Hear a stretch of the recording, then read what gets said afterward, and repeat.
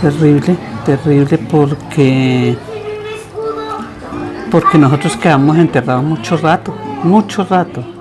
Yo que fui la primera que salí como a las, yo creo que por ahí a las 7, 8 de la noche. Y ahí quedó el hijo mío todavía enterrado, una hija y el esposo. En este sitio quedaba lo que anteriormente llamaba Ley. En la parte de acá había un edificio y cayó toda la fachada sobre un taxi y aplastó toda la parte de atrás del taxi. Y en la contigua al taxi empezaron los policías auxiliares, los muchachos auxiliares, a recoger todos los cadáveres que habían ese día. Habían más o menos entre 9 y 10 cadáveres ahí.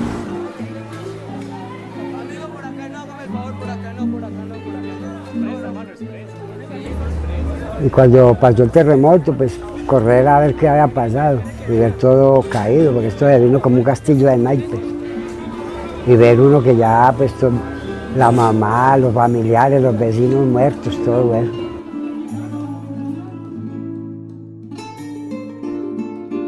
Lo primero que uno pregunta a mi mamá, no contesta, ella no, se murió porque ella le tenía mucho pavor a los temblores. Y en la casa de la esquina murió la señora, la empleada, enseguida murió el señor, que era carnicero, sastre, no decía ya todo. Y más enseguida también, o sea, casi en toda casa había un muerto. En la panadería hubieron como 9.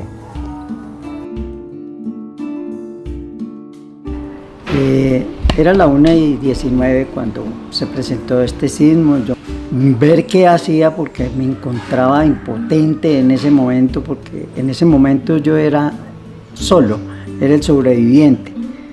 Hubo 8 personas muertas, 5 bomberos, la señora del aseo, la señora de un bombero. Vimos que él estaba con la esposa abrazada. Él se encontraba en el segundo piso y fue allí donde él quedó con su esposa.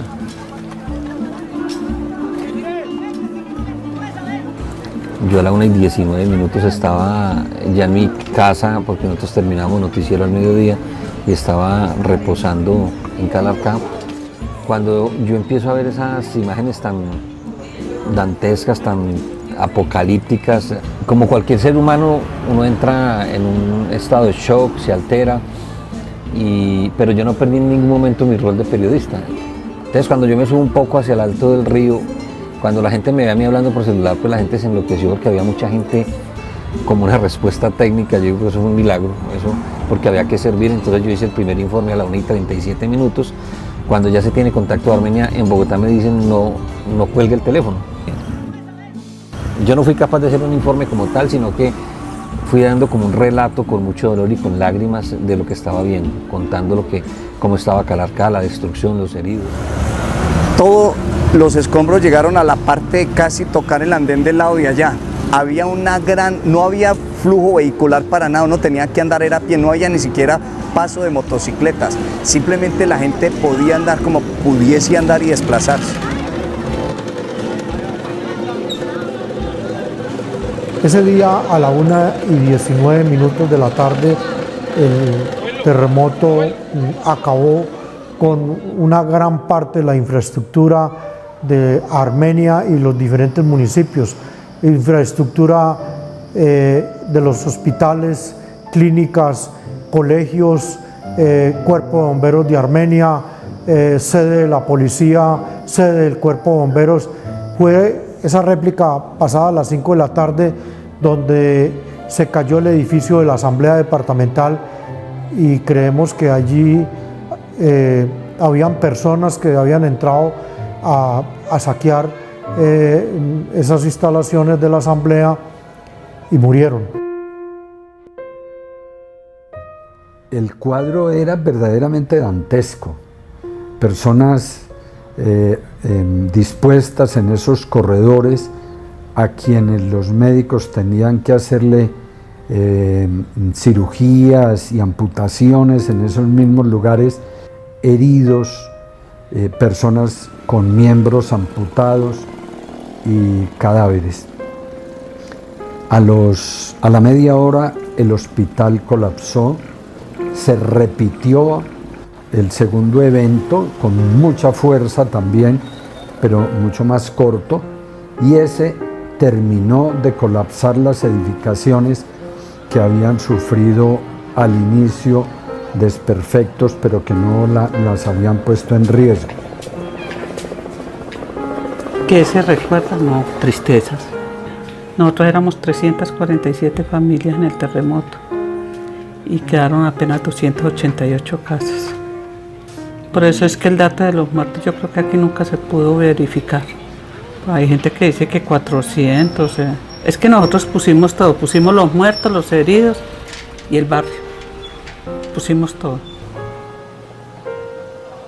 Que yo pensando en la casa de mi madre y que nadie me llamaba ni nada, entonces opté por irme para la casa de mi mamá, imaginándome ya lo que iba a pasar, ¿cierto? Imaginándome ya más o menos si yo en el recorrido de aquí a la Brasilia hasta el Río Quindío veía todas las edificaciones viejas, antiguas. Mi mamá en ese momento no murió, mi mamá fue que murió meses después, porque mi mamá ya tenía, pero sí estaba en la misma casa donde murió mi papá y mi hermanita especial. En la esquina, sí se cayó el edificio de la esquina, allá quedaba al lado de allá las empresas públicas, eso se vino todo al piso. El edificio Cervantes en la esquina, donde queda la administración de impuestos, y este también era parte de la administración de impuestos, eso no pasó nada. Pero enfrente se cayó el edificio de las empresas públicas, eso se fue al piso.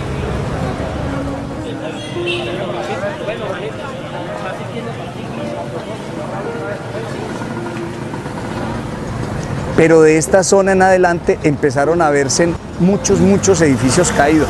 Hacia el lado de abajo, allá en la esquina quedaba el Bochica, había un bar muy reconocido, eso se vino, pero era una casa vieja. En la esquina de arriba era el Hotel Maitamá, ahí murieron varios jugadores de fútbol.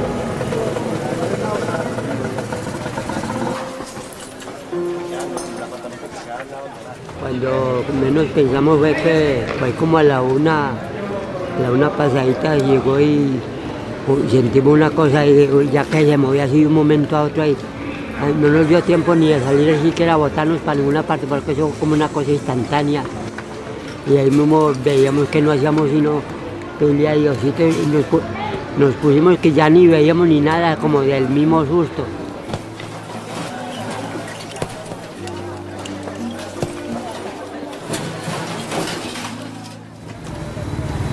En esta parte había unos edificios habitacionales, pero eran dos bloques, se vino uno de ellos, la otra se cayó. Uno de ellos, la otra quedó en pie.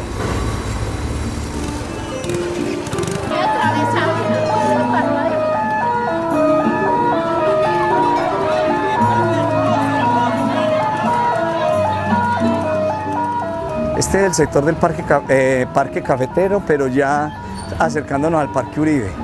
Todo este sector eran casas de bareque, muchas de las casas de este lado se fueron.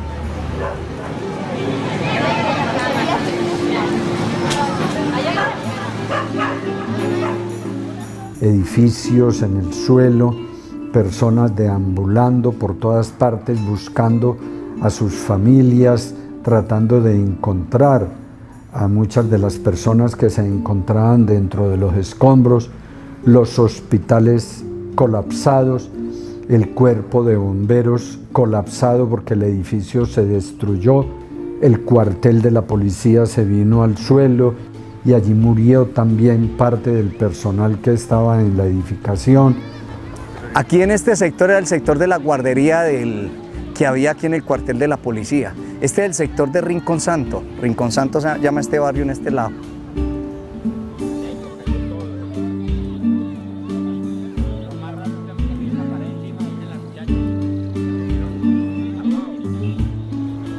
Cuando llegué a este sector del Parque Uribe, yo inicié dándole la vuelta a la manzana y me impactaba cómo se habían caído las fachadas de las casas. Me impactaba mucho ver el cuadro del Corazón de Jesús La Sala y no había fachada, todas las fachadas estaban en la calle.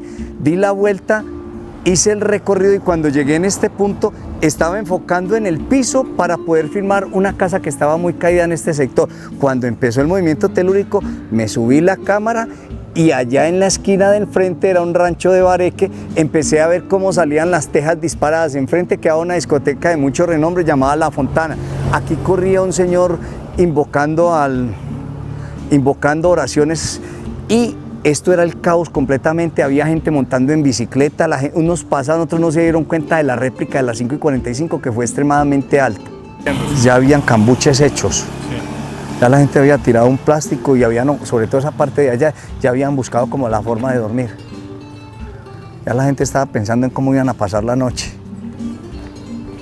Y harta gente, sobre todo esa parte de allá la cogieron como para dormir.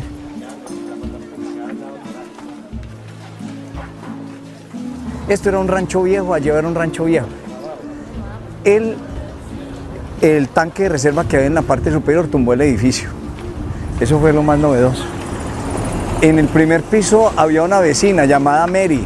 El edificio cayó así y ella quedó sin nada en la parte de arriba. Ella del susto murió de un infarto, doña Mary, en la parte primer piso de este edificio.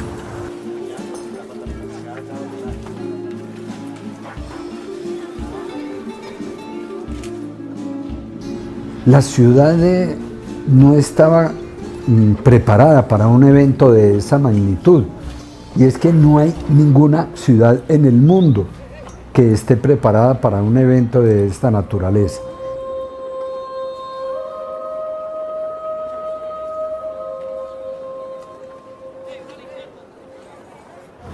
Aquí, Sandes Cubano y Teatro Bolívar, que fueron dos iconos aquí característicos de la Plaza de Bolívar.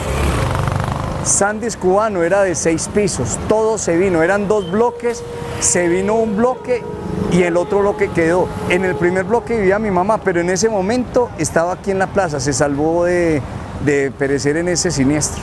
En este sector quedaba el Teatro Bolívar, era todo un sitio muy icónico aquí en esta parte de la Plaza de Bolívar. Ese se vino al piso.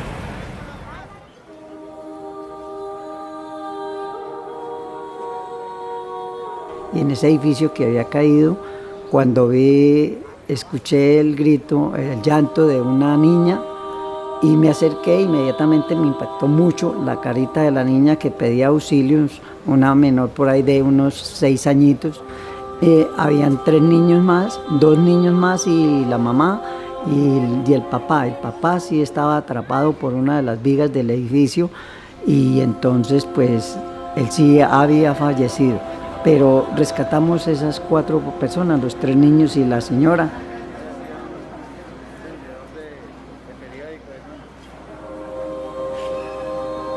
Se presentaron vándalos que venían de otros municipios y una situación de orden público muy grave se presentó. La ciudad armenia, el departamento tuvo que militarizarlo, hacer un acordonamiento del departamento. Y esas hordas de vándalos recorrieron la ciudad, saqueando almacenes, saqueando supermercados y atracando y asaltando. Y comenzaron entonces a dirigirse hacia a los barrios residenciales armados y se crearon en las juntas comisiones que se encargaban de la vigilancia diurna y nocturna de los barrios para poder enfrentar los ataques de estas hordas que estaban causando una tragedia casi que igual a la que se vivió durante el sismo. Ese fue como el tema que más me impactó, el tema de inseguridad, porque los armenios básicamente empezamos a agruparnos buscando defender los hogares, defender los negocios, defender todas las actividades, porque llegaron a saquear absolutamente todo.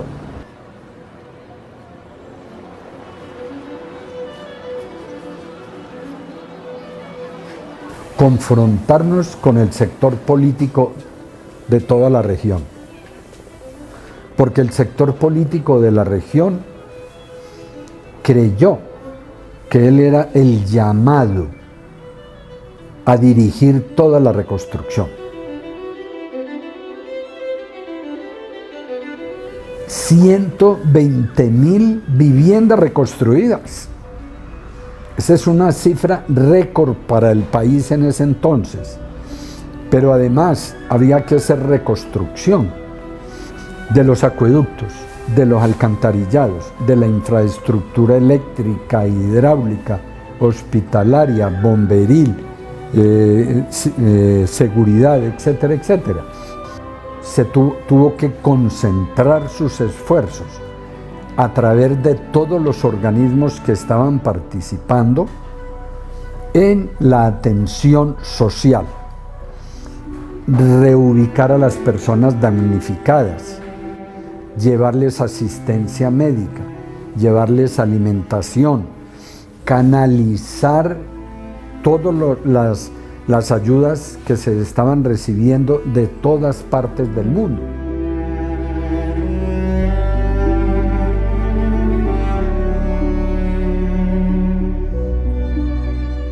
Para los damnificados, digamos, se construyeron albergues temporales y a ellos se les daba alimentación, y eso fue casi un año de ese trabajo. Y a cada ONG o a cada gran empresa se le entregó la restauración de ese sector, y esa restauración comprendía la atención, comenzando por hacer el censo exacto de todas las personas que habitaban esa comunidad, para evitar que entraran extraños a aprovecharse de las circunstancias que se estaban viviendo en ese momento. Entonces había que hacer un censo detallado de todas las personas, de lo que sucedió con sus viviendas, la reconstrucción de la infraestructura física de todos los barrios. Se han encontrado falencias del proceso de la reconstrucción, el asistencialismo que todavía permanece en los armenios y en muchos quindianos. Y un solo intento que hicimos de apoyar a una de las empresas privadas le ocasionó al FOREC y a los miembros de su junta directiva un dolor de cabeza terrible. Y hablo específicamente del Parque Nacional del Café, que si bien es una empresa privada, es una organización sin ánimo de lucro. El parque, en el momento del sismo, era el norte de una reconstrucción económica de la región, porque él le estaba abriendo al departamento una nueva oportunidad de desarrollo económico. En base a eso, le presentamos al FOREC la necesidad urgente de darle oxígeno al Parque del Café para rehabilitarlo. Pues eso nos valió que políticos regionales nos iniciaran una investigación, y como consecuencia de él, 4 de los miembros de la junta directiva del FOREC estuvimos detenidos por cerca de 20 días.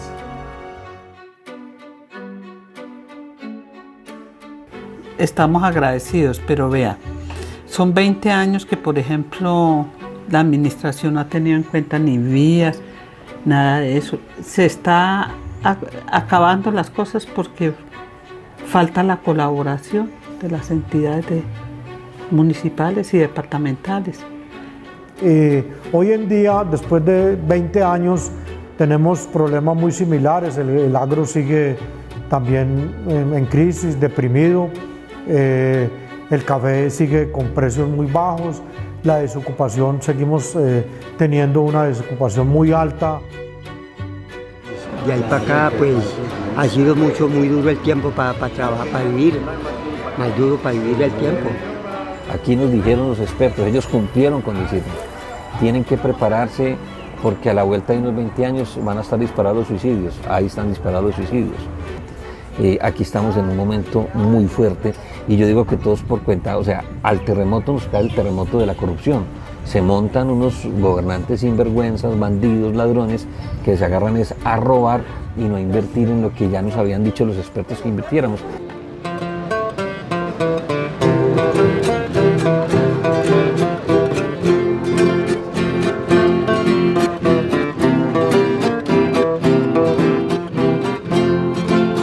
Yo vendo unos ojos por menos, que menos quieren comprar. Armenia siendo el centro del Triángulo de Oro, Cali, Bogotá, Medellín, con gran proyección en la parte turística, pues tiene unas perspectivas muy grandes a nivel nacional. Porque la gente no quiere trabajar.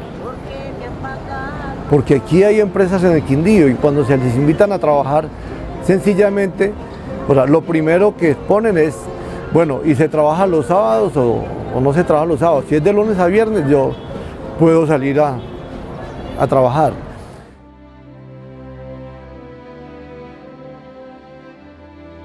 Armenia y el Quindío están visionados como turísticos. Que 2 o 3 días después del terremoto, reunidos los 500 empleados del Parque del Café, en el parqueadero del parque, con lágrimas en los ojos, porque muchos de esos empleados habían tenido familiares que habían perecido en el terremoto, o porque sus viviendas estaban destruidas. Esos 500 empleados, como una sola voz, nos dijeron, ¿qué tenemos que hacer? Tenemos que reconstruir el parque. El Parque del Café existe hoy, gracias a ese episodio y a esa entrega desinteresada que esos ciudadanos hicieron por la empresa.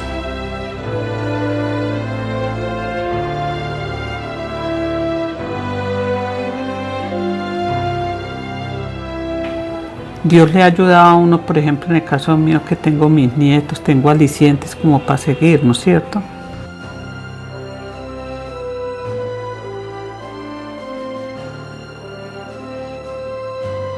Pero todas las cosas eran, Dios es el que manda, Dios es el que ordena y a ellos y a Dios le debemos todo.